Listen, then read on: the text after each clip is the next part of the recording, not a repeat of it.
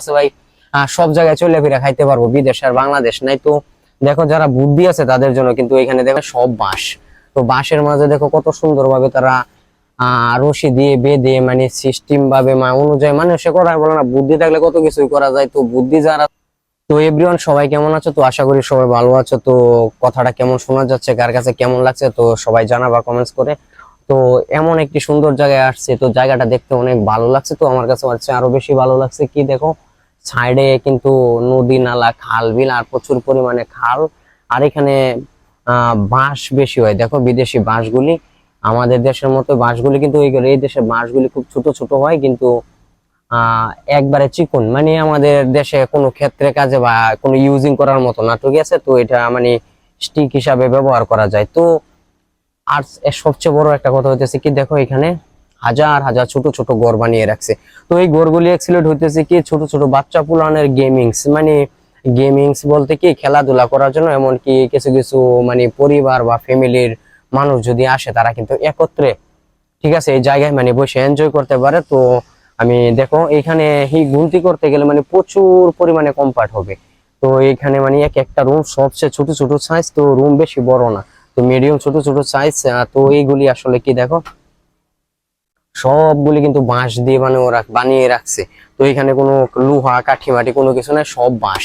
তো বাঁশের মাঝে দেখো কত সুন্দর ভাবে তারা রশি দিয়ে বেঁধে মানে সিস্টেম ভাবে অনুযায়ী মানুষে করা বলে না, বুদ্ধি থাকলে কত কিছুই করা যায়। তো বুদ্ধি যার আছে ভাই, সব জায়গায় চলে ফিরে খাইতে পারবো, বিদেশ আর বাংলাদেশ নাই। তো দেখো যারা বুদ্ধি আছে তাদের জন্য কিন্তু এখানে দেখো কোনো তার কাটা বা কোনো কিছু লোহা টোহা কোনো কিছু লাগছে না, ওয়ান টাইম। আবার এটা ইচ্ছা করলে খুলে আবার নিয়ে আরেক জায়গায় ফিটিং করতে পারবে। তো দেখো বুঝাই যাইতেছে না যে লোহার মেটেরিয়াল বা অন্য কিছু, তো সবগুলি বাঁশ। তো এই দেখো বাঁশ দিয়ে আবার উপরে উপরে চাল বানানো হয়েছে। তো সবকিছু মিলে আসলে অনেক একটা সৌন্দর্য জায়গা। তো জায়গাটা আসলে অনেক ভালোই লাগতেছে তো দেখতে দেখতে। তো আর একটা জিনিস তোমাদের কাছে শেয়ার করব, ঠিক আছে। তো কারা কারা এরকম সুন্দর জায়গা দেখছো, ঠিক আছে। তো হবিকল মানে লাগছে দেখতে একবার ইউরোপের মতো। তো দেখো এখানে আবার পানি একবারে কাছে, মানে পানি, আবার পানির উপরে দেখো মাছা দিয়ে বানিয়ে রাখছে। তো এটা জায়গাটা অনেক সুন্দর। তো এই অ্যাকচুয়ালি পানি, আবার এই পানির ভিতরে কিন্তু প্রচুর পরিমাণে মাছ আছে। তো পানি ঠান্ডা, তো এতটাই ঠান্ডা আমার প্রচুর পরিমাণে গরম লাগছিল ওইদিকে হাঁটতে হাঁটতে এসে, কিন্তু এই জায়গার মাঝে আসছে এখানে প্রচুর পরিমাণে ঠান্ডা লাগছে। তার ঠান্ডা লাগার কারণটা হচ্ছে কি এই নিচে পানি আছে। তো বাঁশ দিয়ে যদি এরকম সুন্দরভাবে পার্ক তৈরি করা যায়, ঠিক আছে। তো দেখো একটু জায়গার মাঝে কত পরিমাণে ছোট ছোট রুম, আর এরপরে দেখো কিছু কিছু বাচ্চারা, ছোট বাচ্চারা আবার উপরে উঠে খেলাধুলা করতেছে।